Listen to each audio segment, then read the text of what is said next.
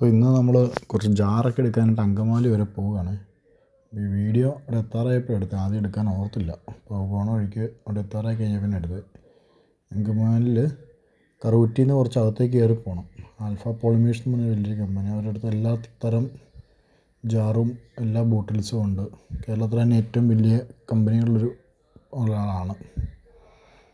അപ്പോൾ കുറച്ച് ജാറ് നമ്മൾ എടുത്തിട്ടുണ്ട്.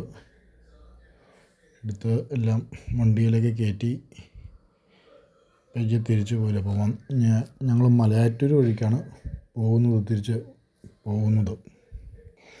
കാലടി പാലത്തിലൊക്കെ ഉള്ള ബ്ലോക്ക് ഒരു രക്ഷയില്ല, നല്ല ബ്ലോക്കായിരിക്കും. അതുകൊണ്ട് നമ്മൾ ഗൂഗിൾ മാപ്പ് നോക്കി കഴിഞ്ഞപ്പം ആ വഴിക്ക് പെരുമ്പാവൂർ, കാലടി അവിടെയെല്ലാം നല്ല ബ്ലോക്കാണ് കാണിച്ചത്.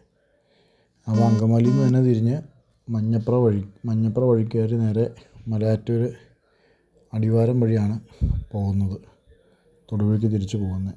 നമ്മൾ അടിവാരം എത്തിയപ്പം അവിടെ തോമാസ് ലീഹയുടെ പള്ളിയുടെ അവിടെയൊക്കെ ഒന്ന് കയറി എല്ലാം ഒന്ന് കണ്ട് പയ്യെ തിരിച്ച് തൊടുപുഴയ്ക്കുള്ള യാത്രയാണ്. അപ്പം നല്ല മഴയാണ്.